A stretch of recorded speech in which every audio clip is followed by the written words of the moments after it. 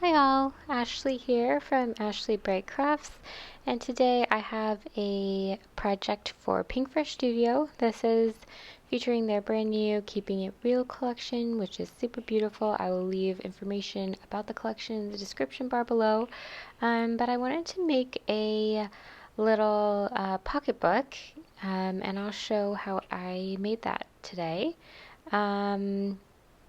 And yeah, what I'm going to actually do is store a couple just like miscellaneous embellishments that I have, and also a bunch of fussy cutting elements that I have left over. So that's what I'm going to use this for, but you'll see the project in the end. Let me show you the elements you'll need. So you'll need 2 pieces of heavyweight chipboard that measure 4.25 by 6 inches, and 1 inch for the spine that measures 1 inch by 6 inches. And then you'll need some pattern paper for your cover of your book, and that will measure 11.5 by 7 inches. And then you'll need another piece of pattern paper for your lining. This will measure 9.5 inches by 5.75 inches. So these are all the pieces you can kind of pre-cut and get ready to assemble. And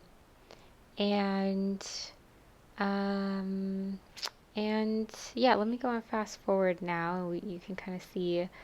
I already glued down here the heavyweight chipboard onto the cover paper. I used lots of double-sided tape to make sure it's really stuck down. And then I'm going to nick off some of the corners here. So cut at an angle, and we will tape down all 4 corners, all 4 sides. And again, always really generous with the tape so that everything stays really nice and stuck down.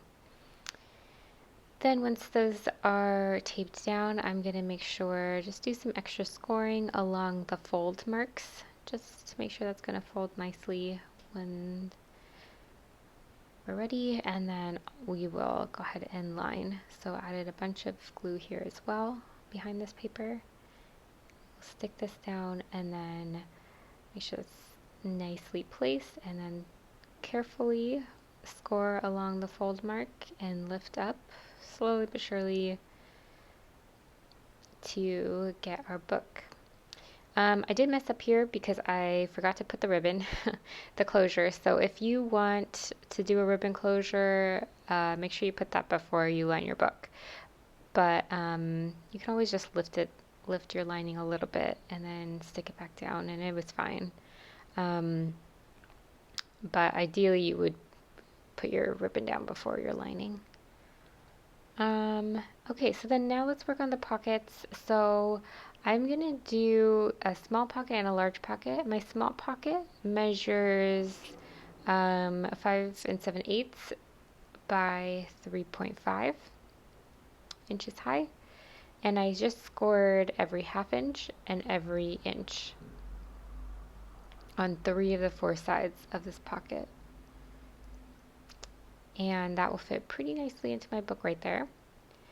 So along those score marks, I'm going to fold accordion style. And yeah, and then you'll see. This first pocket you can't really see. I'll do this again here, but basically I cut the square that you'll score on the outer 2, like the outer 2 sides on the bottom. You'll see the shape here in a second. And then I'm going to cut up at an angle just so that folds nicely. So here's the shape. So again, I cut the squares on the 2 outer corners, and then I cut up at an angle. Now I'm going to make my larger pockets. Same thing. Score every ½ inch, every 1 inch on 3 of the 4 sides. This measures 5 1/4 by 5 7/8 inch. And then I'm going to cut the 2 squares at the bottom corners So you get this kind of shape, accordion fold, all your score marks.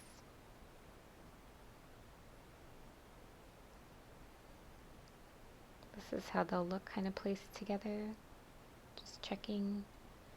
And then we'll go back and then cut up at an angle, just a little bit, just to nick off a little bit of the paper. So those are our 2 pockets. And that gives you one side of your binder done, or your book done. I did just go ahead and use the same exact pattern papers and the same exact measurements, and I did this all twice so that I can have both sides with the same pockets. You can always change up the sizing or do more pockets or whatever you'd like, but yeah, I kept it kind of simple. And both the sides of my binder look the same. So I'm just kind of finishing up the making sure those full marks are really well scored. I did add stitching to all the pockets, and then I added a little bit of adhesive and stuck those down. So again, one side done. Move on to the second side. Add my adhesive to the 3 flaps that are made for this pocket and stick that down. Alright, so I did my embellishing off camera, and let me show you what it looks like. So I used some of the ephemera packs. I used the floral pack and just a regular ephemera pack to decorate that corner there, some enamel dots, and some of the puffy stickers as well, and that is my front cover. And then on the inside, these are the little pockets and the stitching, and these like dome images are fussy cut out from one of the pattern papers. And actually, like I said, I have a lot of fussy cut images. There were a lot of icons on the pattern papers that I just really wanted to fussy cut out. So I've got like all the houses, and I've got tons of those left over. And then I've also got another pattern paper that was full of like lots of tiny little images. I fussy cut that out as well. Yeah, so there's a couple days of, not like full days, but like craft days worth of fussy cutting. And then I also made some shaker embellishments. So this is kind of just like, I guess, all my in progress stuff with this collection. I don't, like these shakers need to be finished up, and obviously I still want to use the fussy cut images, but yeah, I'll just have them all here for now and continue to use them. But I hope you guys like seeing this project, and will like and subscribe, and I will see you guys on the next one. Thanks for watching. Bye.